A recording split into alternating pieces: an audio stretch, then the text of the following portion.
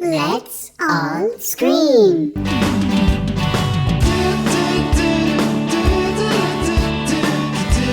Let's all scream.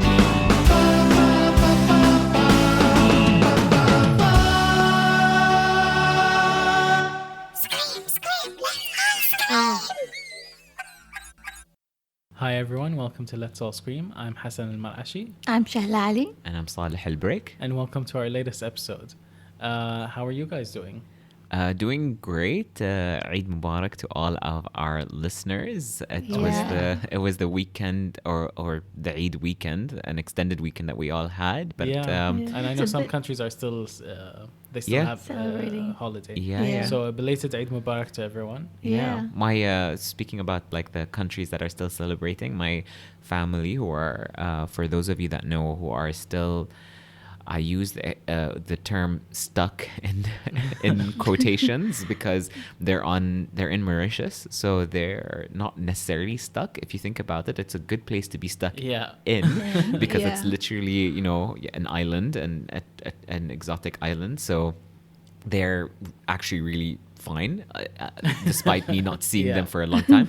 But yeah, in Mauritius, they actually celebrated Eid the day after us. Oh, So okay. today is their third third day. day. Yeah, so Okay. they're still celebrating Okay, that's today. cool. Yeah. What did you guys get up to? Well, I know what Shehlaa got up to, but what did you I'd get be up worried to, if you Saleh? didn't know.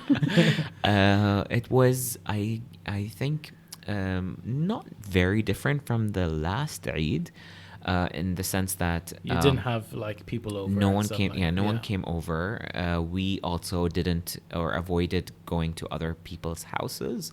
But I would say it was a lighter Eid in the sense that we did manage to. I think lighter in the sense that we're less anxious. Yeah, Yeah. because you've So- kind of like, I think the first one everyone was like, "Oh, how is this Eid going to be different?" Because it was a whole new experience. Yeah. But everyone's kind of now used to Used staying to Yeah. it, home. and a little. I mean, now it's become like the norm to Yeah. wash your hands, look at like Yeah. do the distancing, Yeah. etc. So I think it was just it was the same but different in the sense that it was a bit lighter. I also Yeah. think because the first Eid, everyone expected it to be done by then. Like everyone expected the whole COVID pandemic to be over. Like I remember talking to each other, we used to say, by Eid, it should settle down. It should settle down.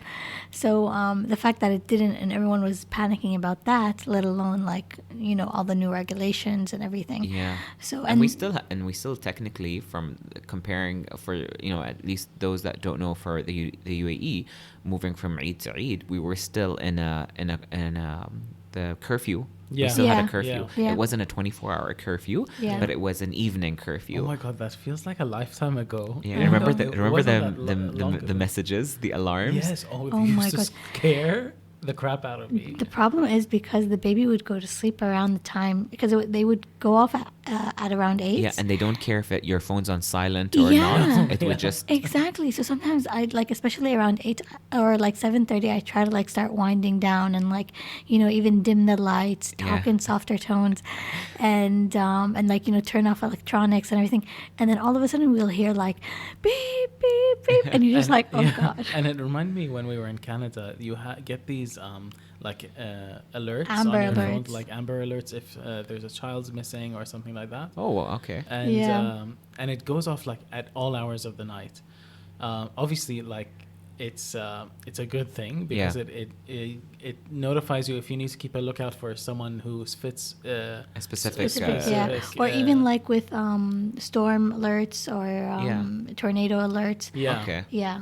So it's good, but it's very scary. And the No. first time I experienced it, I was like, "What is going on?" And sometimes it would make sense to receive it once a day, but I think some people on their phones were Oh, getting yeah, it yeah. more than once a Yeah. day, And and I sometimes even after the curfew had Exactly, gone. yeah. So you're thinking to yourself like, why me? Yeah, and I have, and I would receive it because I have my personal phone, which is Yeah. under my name, but then my work phone, which is not under my name. Yeah. And so on that one, I would receive alerts in Mandarin, in Hindi, I think, or Urdu. Yeah. And in Arabic and in English. So I Yeah. received it like 4 times.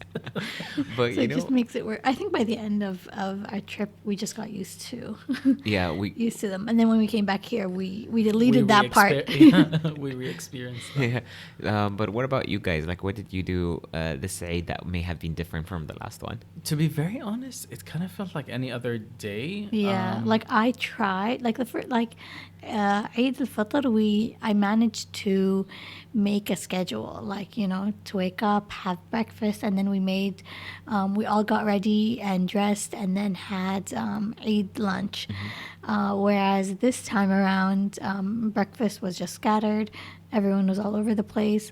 And then everyone was like doing their normal everyday things. And I was trying to get everyone to sit down at the table, dressed and, you know, ready for the occasion.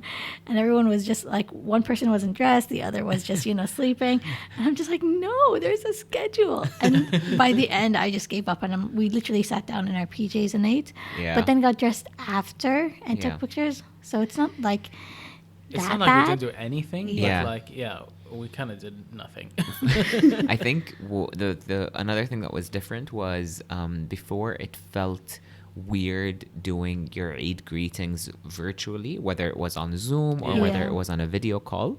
But this time it was so normal. Yeah. Like I woke up and I immediately first thing, like I said, my parents aren't here, so Yeah. first thing I did was video call my parents and then video call friends. So it was very normal for me to just I'm gonna be doing my video calls, and it makes me I think, you know, when at least in my family, for Eid, you visit your family and your friends on the first 3 days of Eid, like other families. Yeah. But as growing up, I used to dread, you know, waking up in the morning Yeah. and going, and then my dad, you know, Yeah. saying, "Yalla, yalla, yalla, everyone in the car, let's go, let's Yeah. go."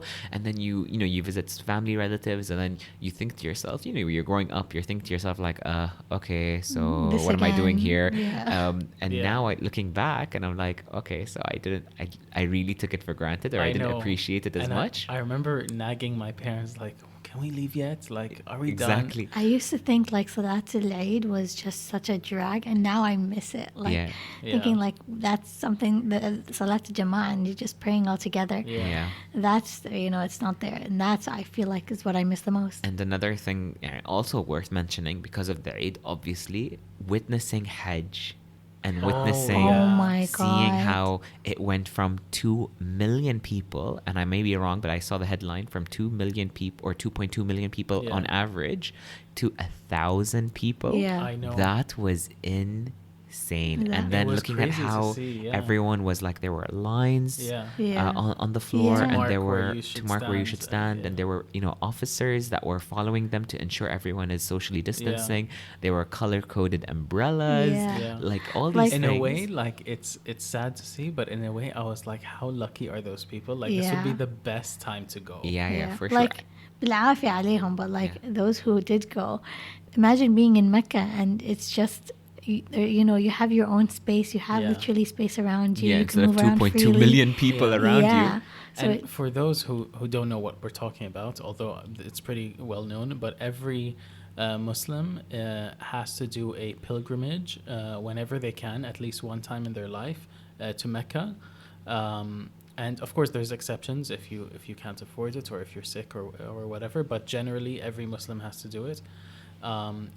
And so this year they basically canceled it in a way, not canceled it, but like it was limited to just 1,000 people. Yeah, because you whereas can't. Yeah. There's no way you can't have a pilgrimage. There has to be a pilgrimage. Yeah. So to But it would be, to allow it to go as normal, it would be impossible to ensure social distancing. not Yeah. only that, it would be.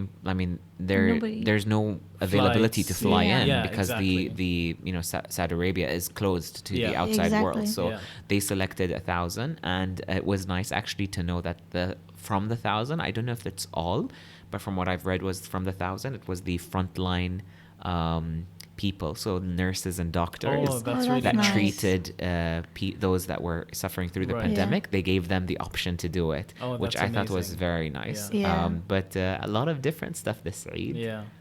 But that brings us to our topic today. So Eid is very much about family, and we each have siblings, and so we wanted to introduce you guys to not introduce you to our siblings, but just talk about our sibling relationships. So I'm the youngest of three. I have two older sisters. And Saleh and Shahla, maybe you want to speak about how where you guys fall in your family. We Shehla and myself, or is it Shehla and I? Shehlaa and I. Shehla and I are the Elders, eldest yeah. of our. Well, actually, Hassan is the youngest of his Yeah. siblings. Shehla is the eldest of her siblings, and I have a unique upbringing where I am the eldest of my biological Yes, siblings. yeah. But I grew up with my first cousin, who she's older than I am, Yeah. who I Yeah. consider my sister, but we can Right. go into that differently. So I am the eldest, but I'm not the eldest in the household. Yeah. In that scenario, because for me, growing up in Canada, we had a limited amount of cousins, whereas like here in the Middle East, we have so many. But there, particularly in Ottawa, we only had my two uncles, and so even with that very small group of family, I was the second eldest I was the eldest girl Yeah. of all Yeah. my cousins, Yeah. and like that were there. So I do know, like you said, yes, you have a similar situation, Right. but also in that scenario, within that, I'm also the oldest, so we can talk about the differences within that also. Okay. Yeah. cool. And I'm, if we're talking about just immediate family, like I'm the only one who, like, our family has boys and girls. Well, a boy, me, and girls. But you guys, Shehla's family is all girls, and Saleh's family is all boys. So you've got all spectrums of life right here in this podcast, and we're about to go into it. So growing up with two sisters, they were kind of, it was a double-edged sword being the only boy, because on the one hand, I was kind of, I can't say that I was a favorite, because truly my parents treated us equally.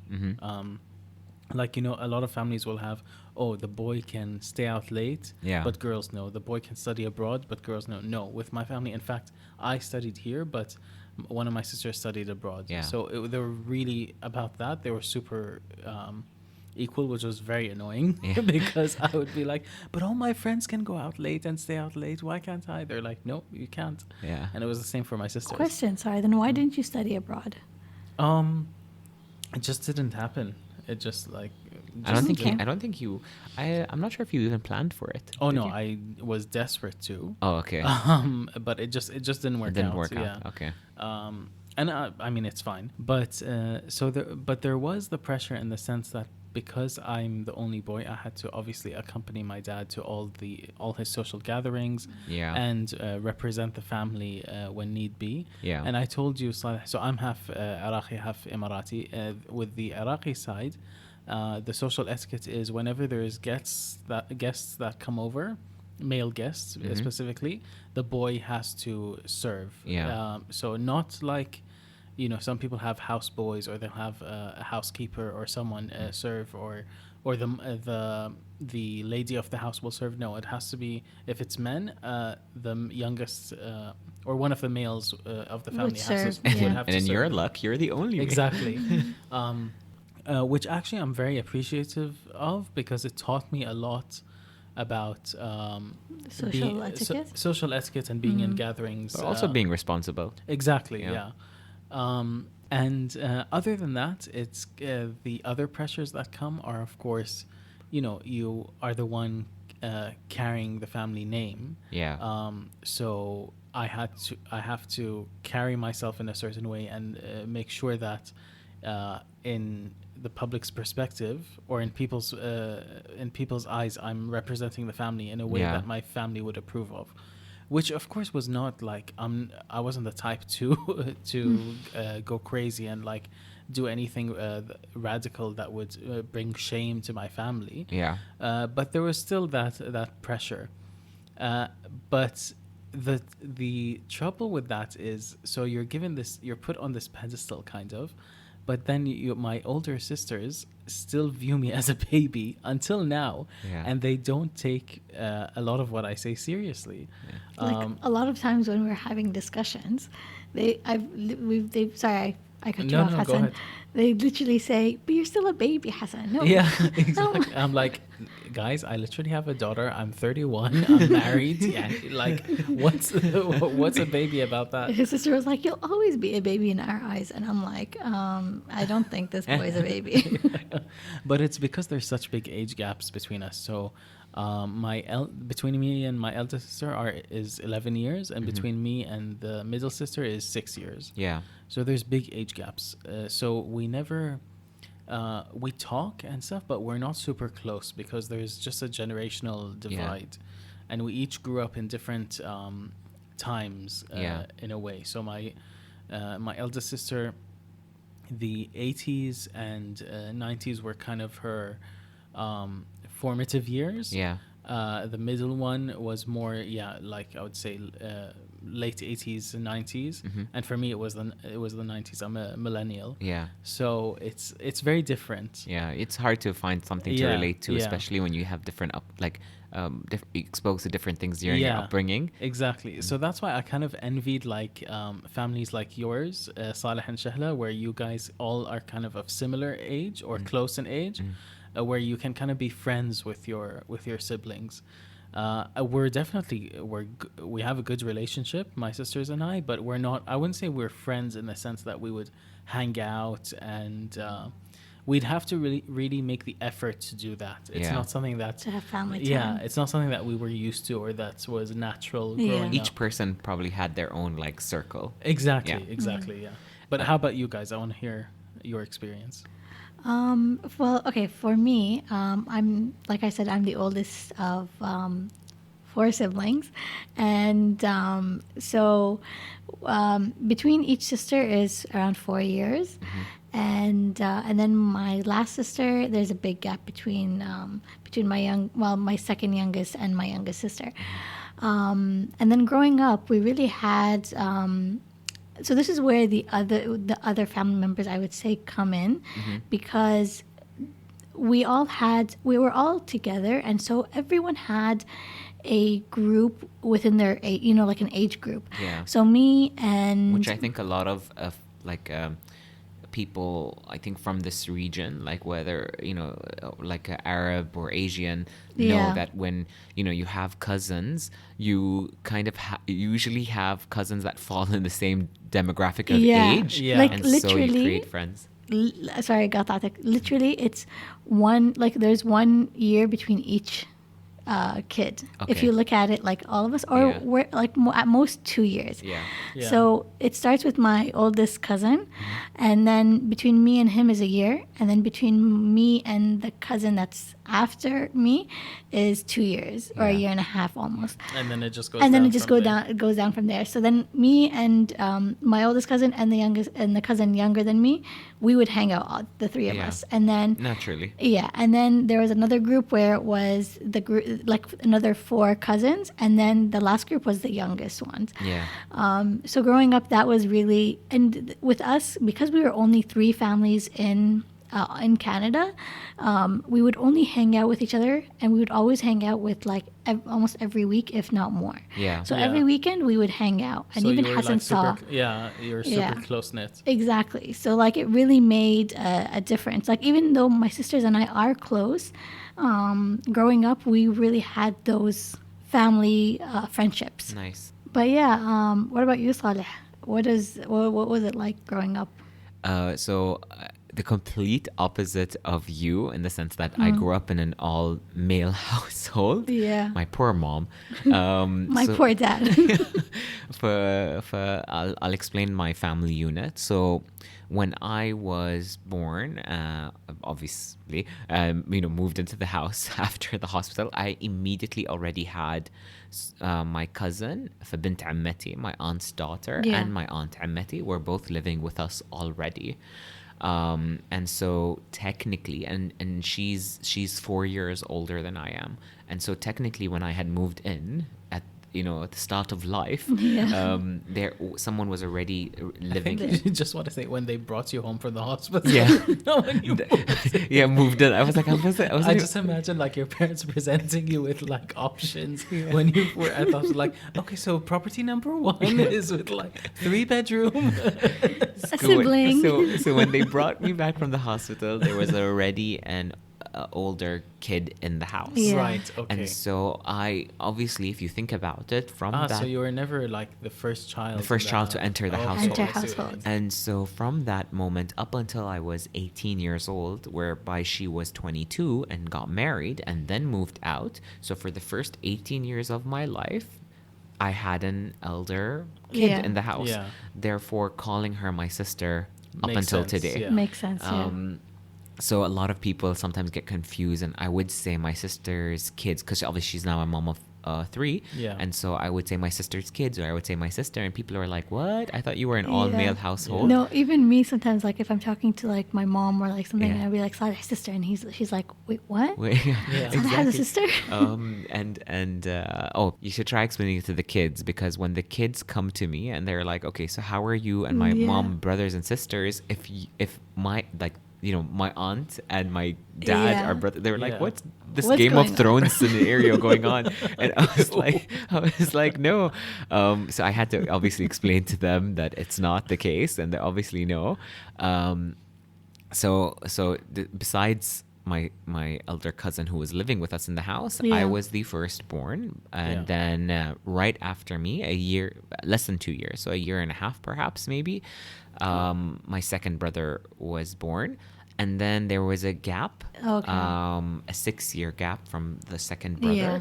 To The third. the third, and then the thing is, my mom then had Irish twins, which who anyone is familiar with the term, basically means 2 births within the same year. And so my third brother was born on October 1995, and the fourth and final brother was born in August 1996. He was also premature. So he was born straight, like again, 10 months after the firstborn. So within the Okay. same year, my mom had 2 kids. And there was a joke running in the family whereby we had relatives that came and visited her during both years. Yeah. and they were like, basically, How long have you been how long pregnant? have you been pregnant? Because literally throughout, if you think about it, Yeah. throughout 1995 to August 1996, my mom was pregnant. I have You know, so- no idea how she managed that. Yeah, she doesn't Like- even know. That's why after the fourth one, she was like, "Yeah, that's it for me. It's Nope. not no more." And so that's why my mom was like, "Khalas, I'm done." Yeah. 4 boys. She didn't have a girl, but my mom always says that my cousin, who literally grew up in our house, Yeah. Yeah. is a daughter to Yeah. her, To her, and yeah. they do treat each other like mom and daughter. Yeah. So. And I was fortunate, vice versa, like having my aunt live with us in my entire life. I also had You a feel second like- mom yeah. living in the household, so it was nice. So we had a nice family unit. And I think also what's nice is now your mom has been blessed with 2 granddaughters.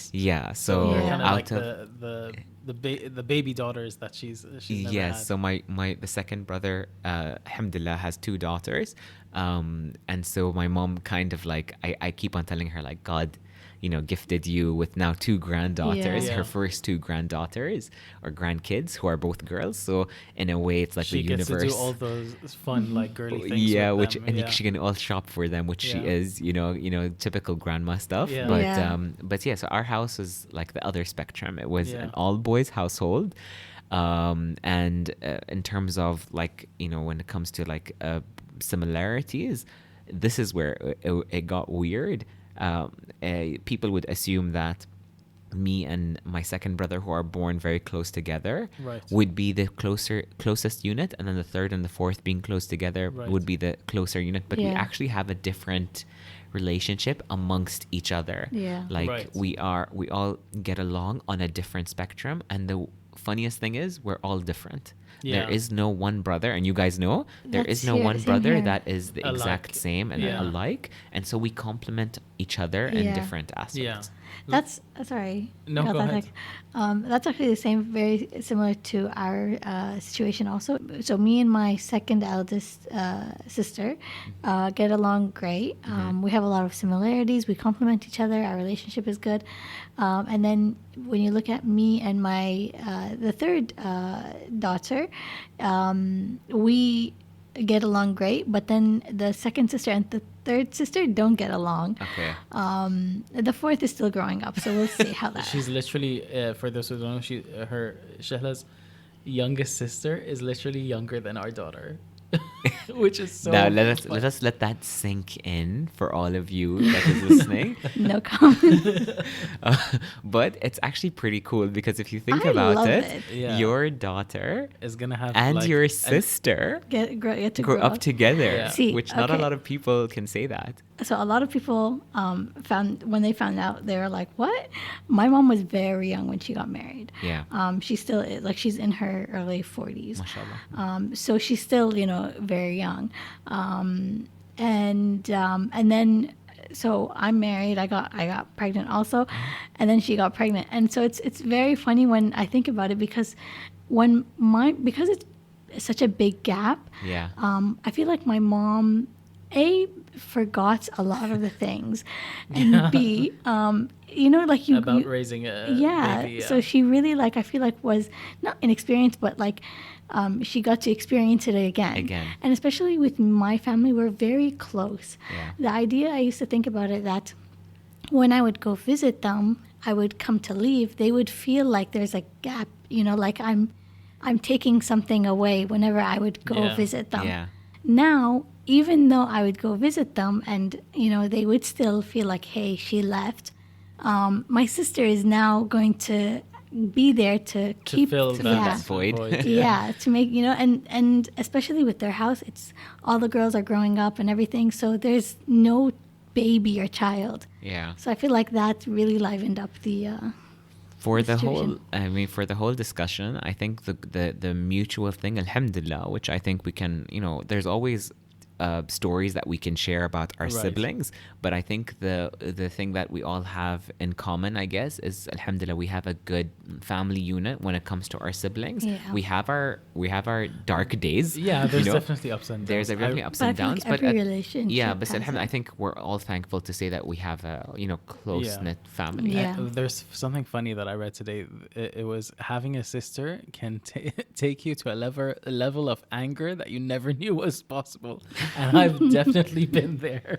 But I think that applies to siblings in general. Yeah. Like, I've definitely reached with my with the third sister. Yeah. I've definitely reached levels where I'm just like, oh my god! Like, I've screamed But so that- much that I've never screamed before. But I think that's because, so in essence, actually, Yeah. you guys have different buttons that are pressed that cause the anger. What do I mean? Which I notice, and you can correct me if I'm wrong. Okay. Hassan for being undermined Uh-huh. because Mm-hmm. his sisters are older than he is, Yes.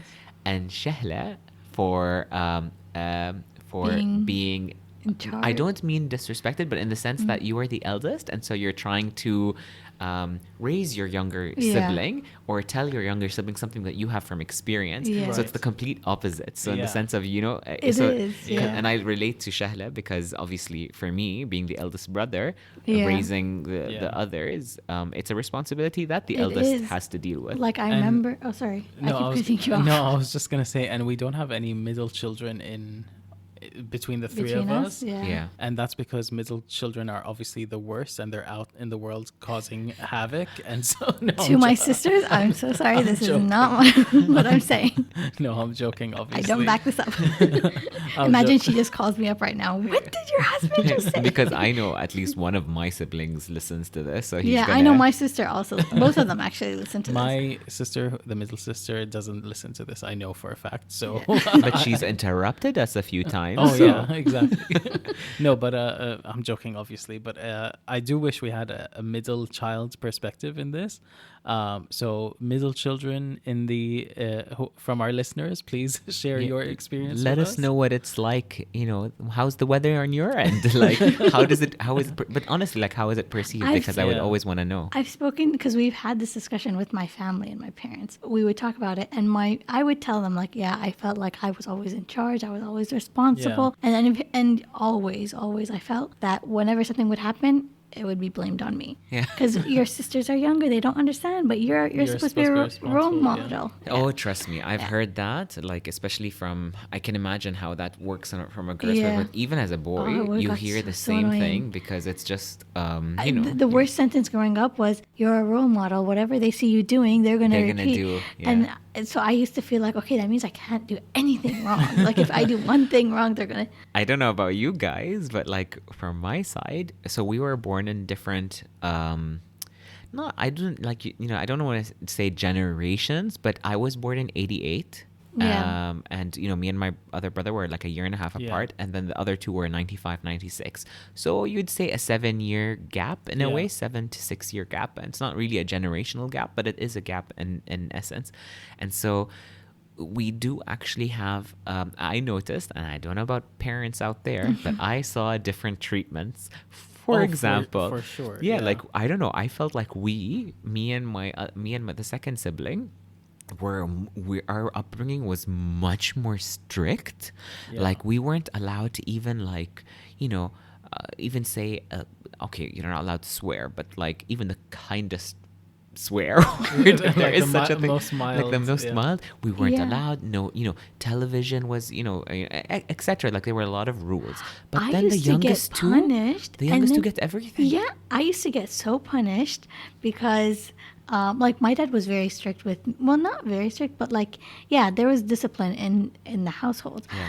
With my sisters, she'll just cry, oh, and then and then he'll forgive her. I And love I'm the like- I love the acting, and the Oscar goes to. and he'll forgive her, and I'm like, so my dad never believed in like hitting or Or spanking or yeah. anything with discipline. Yeah. And he wouldn't even shout at us. He would literally, whenever he'd get angry, he'd make us stand facing the wall, and literally for like half an hour, So 20 that's minutes. why you do it until now. I'm joking. Imagine every time I'm doing something wrong, I'll just go. Trauma. Yeah, but yeah, he would literally just ask, okay, go stand at the wall. And when I got older and I would do something really bad, he would make us do it with one leg raised. Wow. So like, yeah, so I remember that it was very traumatic. And now my sister, he'd just be like angry at her, and he'd give her like the silent treatment or whatever. But what's the silent treatment gonna do? Oh no, I trust want me. to see her stand on the wall with one leg raised. No, but as someone who's experienced the silent treatment from my parents, like it's torture. Like nothing's worse. Like people always say this. It's fine if your parents are mad at you, but when they're disappointed in you, oh my Oh, god, yeah. it's like the worst thing. Yeah, my father wrote the rule book about silent treatments. But my parents were definitely more strict with my two elder sisters than with me, and I used to think it was because I was such a good kid, and I was. Like, to be fair, like ask anyone. No, I really was. Yeah, I've heard stories. he was a goody two Apparently he shoes. was. Yeah. So I used to think, so they had no reason to punish me. I was such a good kid. But now that I'm listening to you guys, and actually it just dawned on me, I think parents just get more like tired the more kids they have. Well, So you're about to experience it as a father. You're so about let's to see. experience. What are you talking do you about? know something we don't? As long as I know, as much as I know, we only have one kid. But I know what you mean. Eventually, hopefully, if we have more Inshallah. kids, inshallah. But yeah, I think parents just get tired, and you kind of like loosen the reins a little Yeah, bit. I think that's actually what my mom said. She Yeah. was just like, I just got tired.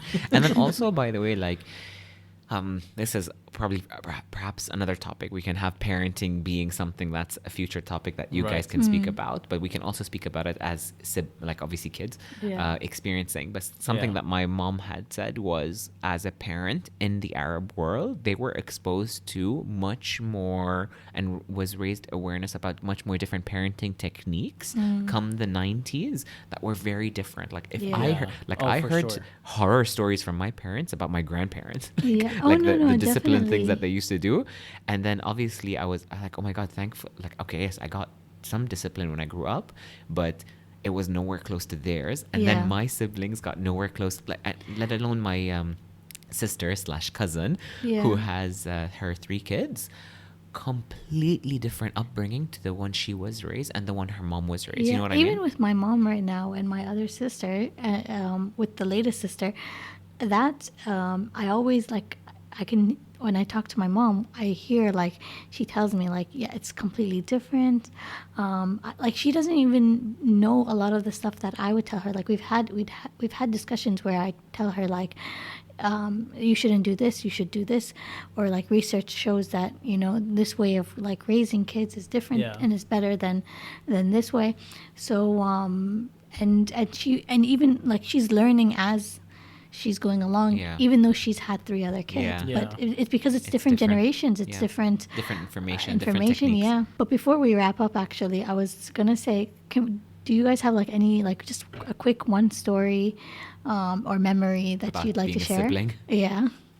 Well, there's a few that come to mind, but one of the funniest things was when I was about, I want to say like 5 years old or 6 years old.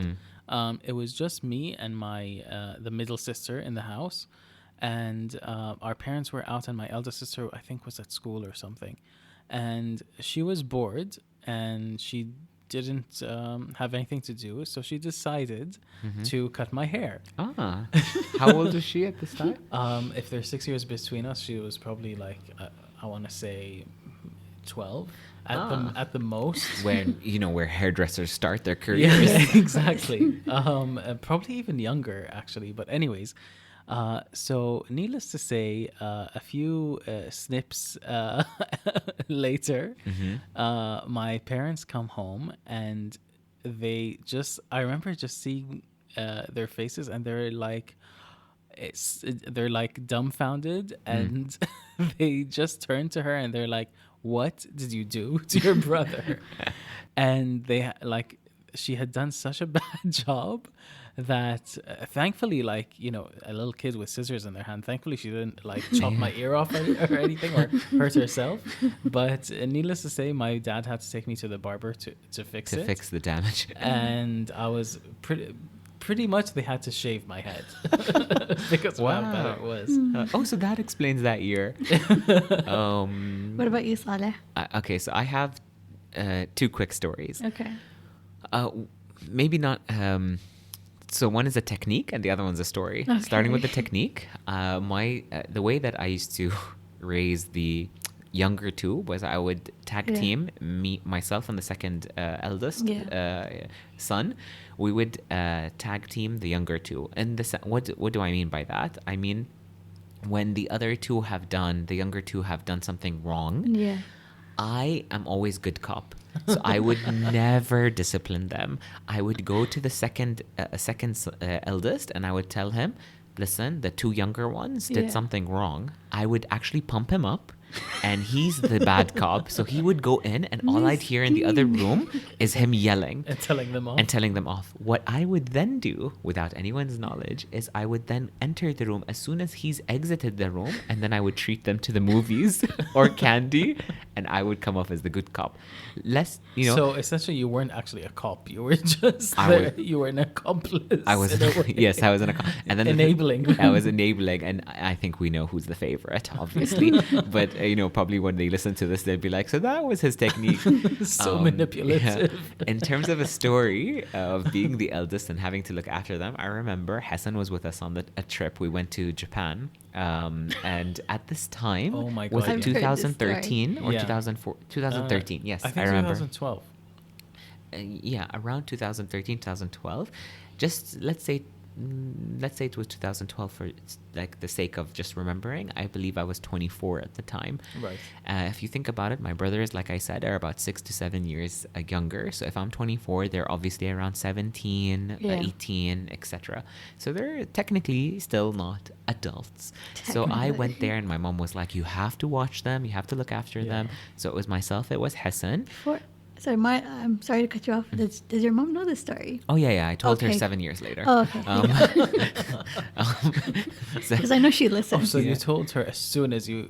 Oh yeah. as soon She as was it not gonna happened, find out basically. anytime soon. And I told her in Ramadan when it was like the month of giving and forgiving, so that she wouldn't judge me for it.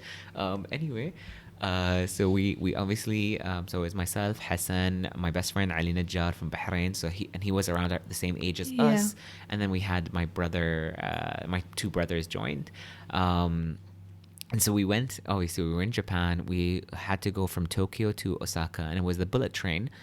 I remember we were in the station, and my younger brothers were hungry, and so they wanted to go to McDonald's. And Hassan I was with them. was with them, and I was like, okay, Hassan, you're responsible for them because the train's leaving in 20 minutes, and this is the bullet train. There's no trains. Like, it's not like every like half an hour there's a new train. Yeah. Yeah. And so I was like, Hassan, you're responsible for them. Myself and Ali are gonna wait at the you know what it's called, the deck Platform. the platform, yeah. Deck is like a boat. Anyway, so platform. And so we were waiting in the platform, and then I can hear the train is going to go. And so at that like moment in time, as I hear the person say last call, and as I watch the doors of the train in front of me about to close, and I was about to miss that train, and I knew my brothers, my own flesh and blood, were having McDonald's at the same time, I did what any older brother would do. I stepped into that train and I left them. So this is a true story. Me and Ali stepped into that train. Only after did I step into the train did I think to myself, oh, I just left my two younger brothers and Hassan in Osaka, in a country it was their first time in Japan. No biggie. And I remember being so mad at you because now these kids were my responsibility. And I was like, okay, you know what? Like, look, that looks like our train. Let's get in. And we got in, and we were like, okay, yeah, this is heading in the direction. It's going to Tokyo. Yeah, so this is where we want to be.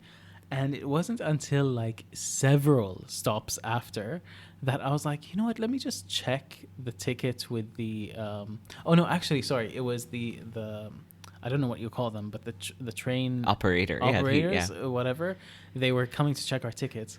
So I was like, you know what, like, this is a good opportunity, let me just make sure that we're. And so the look of horror when they saw our ticket, and you know, like in Japan, everything's super organized. Yeah. People follow the rules. They like here stand come in queues. here come the Arabs. Yeah.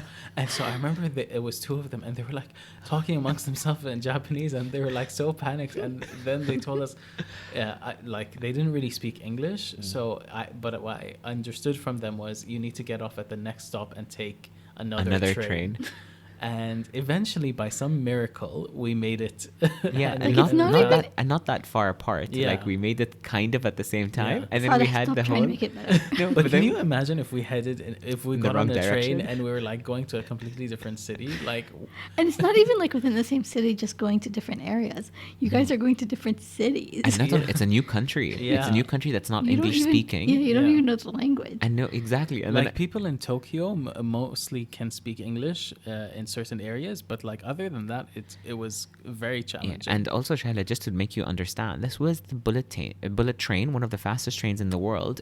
One of the fastest trains in the world that still took 4 hours to go from one destination to another. Yeah. So it just shows you how, How far, far. this thing is. Yeah. So it's like, yeah, I left them. I was like, yeah, who cares? And then I remember at the station, once we saw each other, we did the whole, like, you know, slow motion running in the field, going to hug each other. We did that, and it was funny now to say it. And Yeah, then it was wasn't funny terrifying when at the time. Yeah, and it wasn't funny to my mom when she found out 7 years later. But how about you, Shehlaa? So, okay, so with me, what's happened was my mom had left me and my sister in the basement. My son, the second What? Sister, What do you mean? just in the basement. Like, we were sitting Like down. to play or something? Yeah. Okay. I thought It's like she locked you up. locked us in the It's basement. like, okay, is that Canadian discipline right there? This took a turn.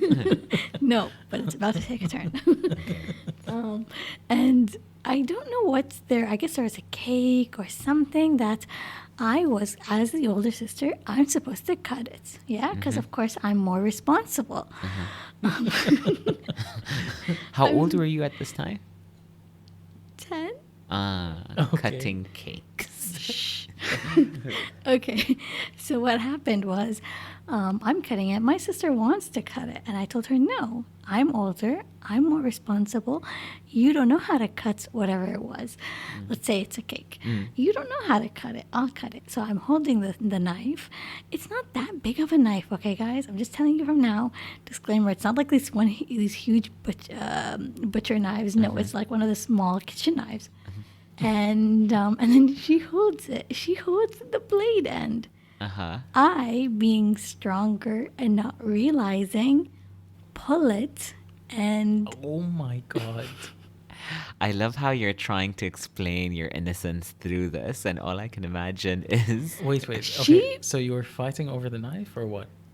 yes, I think they were And- fighting about who to cut the cake. yes. Yes. And she grabbed the blade end. So see, it's her fault for grabbing the blade end.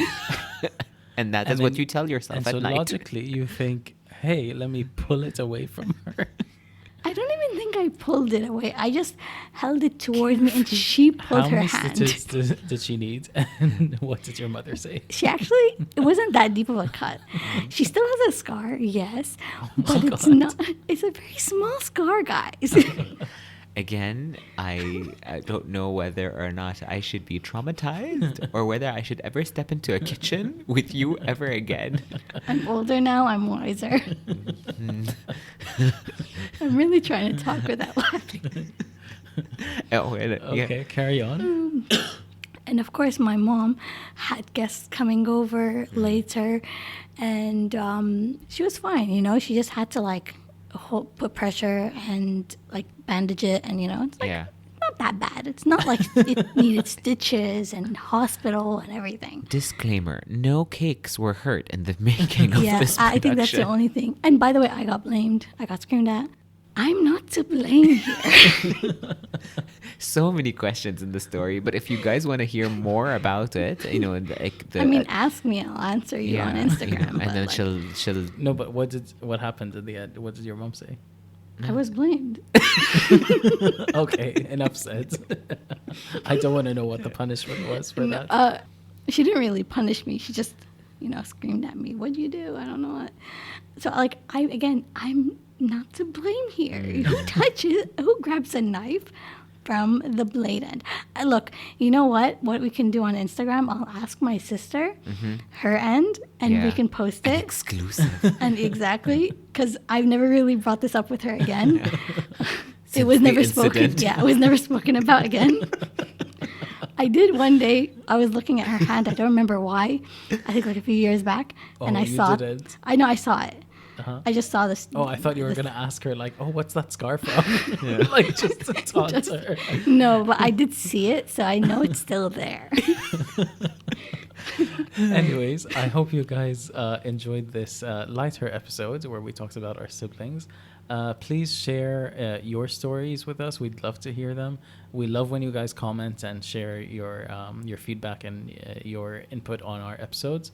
Of course, there's a few ways you can reach out to us. You can either interact with us on our social media platforms, Instagram and Facebook, on at Let's All Scream. Or you can reach out by email, letsallscream.podcast@gmail.com. Thank you guys for listening, and we'll see you next week. Thanks, Bye. guys, and don't blame me. Keep your siblings safe. Bye.